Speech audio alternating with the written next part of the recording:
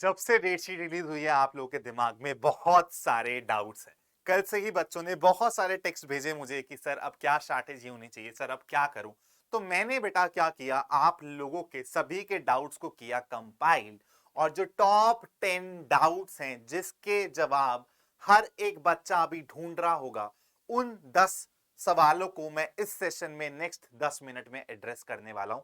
तो ध्यान से मेरी बातों को सुनना और फिर उसको इंप्लीमेंट करने की ट्राई करना। ठीक है, तो the session is about the 10 सवाल जो हर बच्चे के दिमाग में होंगे।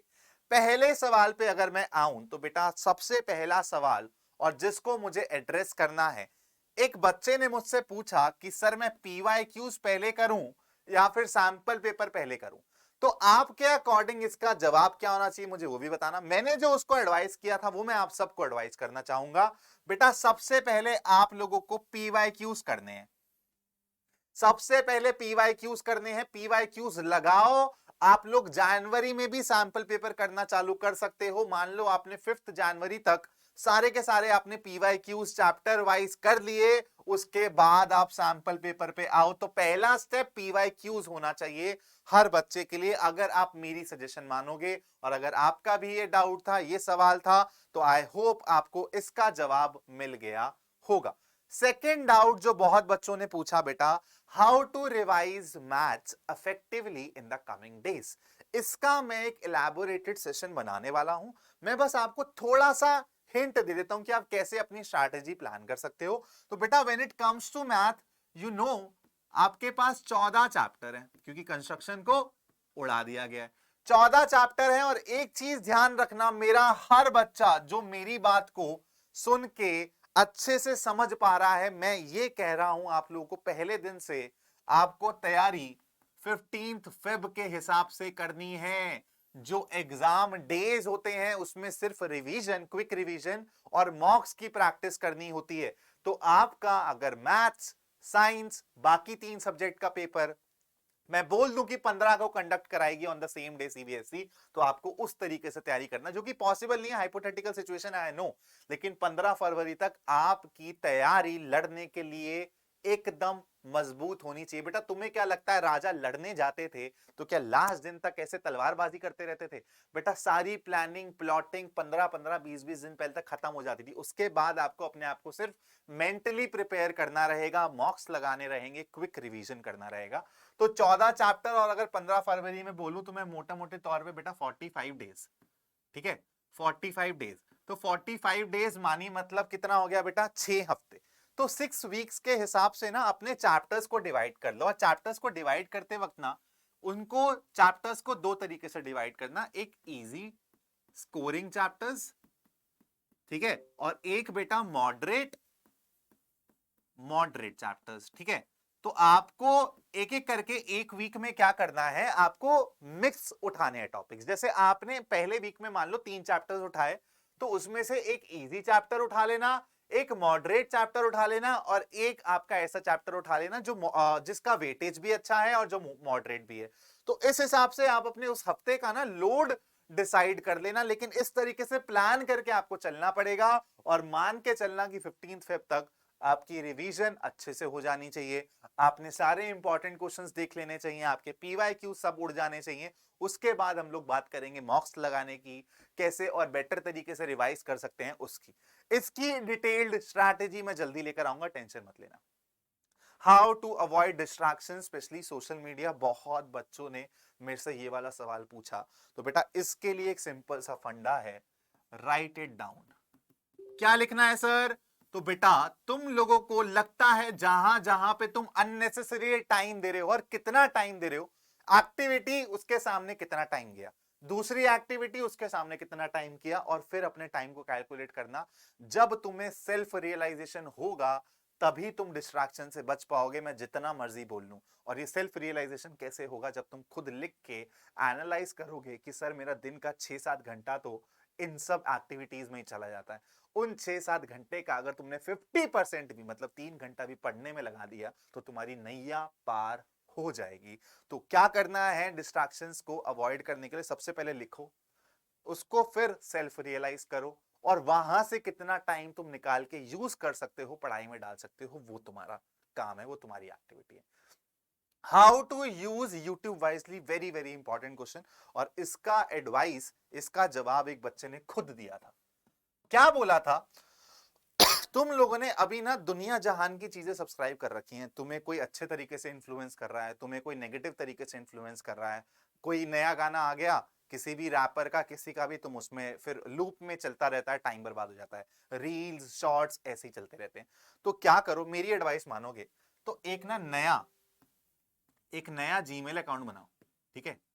नया जीमेल अकाउंट बनाओ और उससे ना YouTube पे आओ, और उससे ना सिर्फ उन्हीं चैनल्स को सब्सक्राइब करो जो तुम्हें लगता है एक्चुअली तुम्हारे बेनिफिट के लिए है, तुम्हारे लिए बात करते हैं, तुम्हें गलत तरीके से इन्फ्लुएंस नहीं कर रहे हैं, तुम्हारी रियलिटी तुम्हें इस चैनल से पता चलती है, तो उन चैनल्स को सिर्फ फॉलो करो, सब्सक्राइब करो, एक नया जीमेल अकाउंट बनाओ, तो आपको सजेशंस आनी बंद हो जाएंगी, तो अपने आप ही आपका यूट्यूब पे जो टाइम होगा वो वाइजली कटेगा, ठीक है?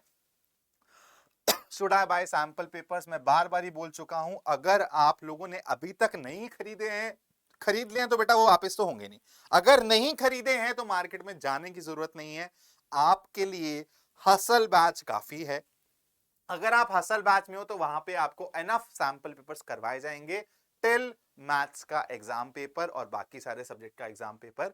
लेकिन अगर आपने खरीद लिए हैं तो भाई और अच्छी बात है, फिर तो आपके पास क्वेश्चंस के और ज्यादा भरमार है, तो उसको सॉल्व करना चालू करो, ठीक है? तो अगर आप बोलोगे अभी बाय करूं या नहीं करूं, अगर आप हसल में हो तो कोई जरूरत नहीं है। अगर आप एनी हाउ हसल को नहीं अफोर्ड कर पा रहे हो तो बेटा it's your decision to make कि आपको सारे सैंपल पेपर्स अच्छे हैं और सैंपल पेपर्स की जरूरत है, मॉक्स की जरूरत है। तो अगर आप हसल में नहीं हो तो आपको सैंपल पेपर्स लेने पड़ेंगे और लेने चाहिए भी। चलो सिक्स्थ सवाल बेटा, ये बहुत इंपॉर्टेंट सवाल है। हमने पीवाई क्यूज की बात कर ली। एक जो पहला पॉइंट था मेरा बेटा, वो क्या था मेरा कि सर मैं पीवाई क्यूज करूं या फिर सैंपल पेपर करूं, और ये पॉइंट क्या है कि चैप्टर वाइज पीवाई क्यूज करूं या फिर ईयर वाइज पीवाई क्यूज करूं। तो अगर मेरी बात मानोगे तो पहले करना ये, ठीक है? पहले नंबर पे करना ये और फिर करना ये, दोनों ही इंपॉर्टेंट है, ठीक है? दोनों ही इंपॉर्टेंट है। यहां पे तुम्हें जो एक्चुअल एग्जाम पैटर्न होता है, जैसे किसी भी चैप्टर के बाद किसी भी चैप्टर का क्वेश्चन आ सकता है, वो वाली फील तुम्हें यहां पे मिलेगी। और यहां पे तुम क्या कर पाओगे, क्वेश्चन करते करते ना अपने दिमाग में ना टाइप बना लोगे कि इस वाले चैप्टर से इस टाइप के क्वेश्चंस पूछे गए हैं, तो यहां से तुम्हें उस चैप्टर को और मजबूत करने में हेल्प मिलेगी और यहां से तुम्हें एग्जाम पैटर्न क्रैक करने में हेल्प मिलेगी। तो दोनों इंपॉर्टेंट है, पहली प्रायोरिटी पे ये, दूसरी प्रायोरिटी पे ये। बोलो बात क्लियर? चलो चलता हूं नेक्स्ट डाउट पे। नेक्स्ट डाउट क्या है बेटा, एडिशनल सब्जेक्ट्स को कैसे टैकल करें? बेटा बहुत बच्चों ने पूछा, और देखो एडिशनल सब्जेक्ट इंपॉर्टेंट भी है, इजी भी होता है, स्कोरिंग भी होता है। तो मैं तुम लोगों को क्या एडवाइस करना चाहूंगा, क्योंकि बहुत से बच्चे मेरे को आईटी के बारे में और बाकी जो आपके एडिशनल सब्जेक्ट्स होते हैं उनके बारे में पूछ रहे थे। मैं सिंपली बोलूंगा, तुम लोग जो नया जीमेल का अकाउंट बनाओगे ना, उसमें ये चीज करने के साथ साथ कि कौन कौन से चैनल्स को सब्सक्राइब करना चाहिए, कहाँ कहाँ से मेरे को इफेक्टिवली पढ़ाई करने में हेल्प मिलेगी, डिस्ट्रैक्शंस नहीं होगी।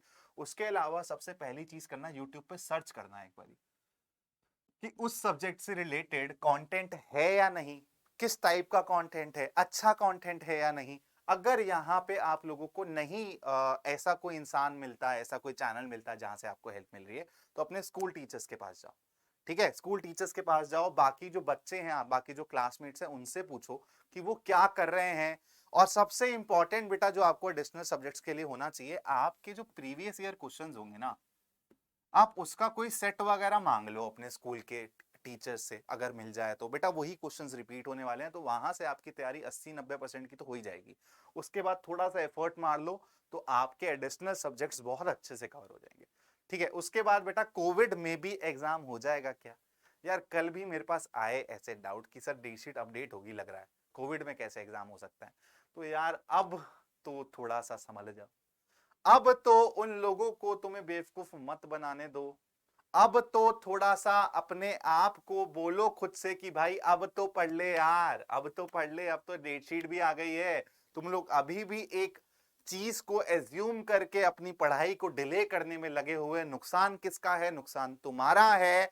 तो कोविड में एग्जाम हो जाएगा, देखी जाएगी जो होगा। अभी हमें क्या पता है? अभी जो पता है उसके हिसाब से हम लोग एक्ट करेंगे। क्या पता है? कि 15 फरवरी तक गगन सर ने बोला है कि सारे के सारे सब्जेक्ट मेरे 15 फरवरी तक 100% तैयार होने चाहिए। तो 15 फरवरी तक मेरे को तैयार करना है हर सब्जेक्ट को, उस हिसाब से स्ट्रैटेजी बनाओ, बाकी सारी हवाओं को, बातों को छोड़ दो। एसएसटी में ज्यादा गैप और हिंदी में कम गैप है। बहुत बच्चों ने डाउट पूछा सर कि हम लोग गैप्स को कैसे टैकल करें। तो मैंने अभी राघवेंद्र सर के साथ भी एक सेशन लिया था जो ऑलरेडी अपलोड हो गया होगा, वहां पे तुम्हें हेल्प मिल जाएगी। लेकिन इस बात को समझो, सबसे पहले एक फैक्ट जान लो, जितना ज्यादा गैप होता है एग्जाम्स के बीच में उतना ज्यादा तुम लीनियंट हो जाते हो, उतना ज्यादा तुम ढीले पड़ जाते हो, तो उतना ज्यादा प्रोबेबिलिटी हो जाती है कि एग्जाम में कुछ गड़बड़ हो जाए। लेकिन अगर तुम्हारे कट टू कट एग्जाम चलेंगे, कम गैप्स पे एग्जाम चलेंगे, तो बेटा ध्यान रखना, तुम लोग फ्लो फ्लो में ना फुड़ कर आओगे हर एग्जाम में। तैयारी तुम्हारी बहुत अच्छी है, तैयारी तुम्हारी बहुत अच्छी है, बस वो गैप क्या करता है, एक लीनियंट एटीट्यूड डेवलप कर देता है। और ये गैप्स बेटा हमें देखना ही नहीं है। 15 फरवरी से 21 मार्च के बीच में एग्जाम है। मैंने क्या बोला, हमें तैयारी ऐसी करनी है बेटा, what will make you unique, जब आप ये 15 फरवरी वाले कॉरिडोर तक ही बोलोगे कि सर अगर अगले दिन भी आप सारे के सारे 5 एग्जाम करा दो ना, तो मैं बैठने के लिए रेडी हूं और फोड़ने के लिए रेडी हूं। ये एटीट्यूड चाहिए अगर आप 98% को टारगेट कर रहे हो। ठीक है, अगर आप 98% को टारगेट कर रहे हो। और मैं उन बच्चों के लिए भी एक सेशन लाऊंगा जिन बच्चों ने मेरे से पूछा था कि सर अगर अभी तक नहीं किया, कुछ भी नहीं किया तो क्या करूं, उसके लिए एक स्पेशल सेशन आएगा। ठीक है, और उसके बाद बच्चों ने बोला था सर डिटेल्ड स्ट्रैटेजी बता दो, थोड़ा टाइम टेबल में हेल्प कर दो। तो इसके लिए मैं जो हाउ टू रिवाइज मैथ्स वाला लेक्चर लेकर आने वाला हूं, एक आपके लिए वीडियो लेकर आने वाला हूं, उसमें मैं proper hand rated time table लेकर आऊंगा। जिन बच्चों को वो अच्छा लगे फॉलो करना, उसमें कुछ मॉडिफिकेशंस करनी हो आपको अकॉर्डिंग टू योर शेड्यूल तो उसमें कुछ मॉडिफिकेशन कर लेना।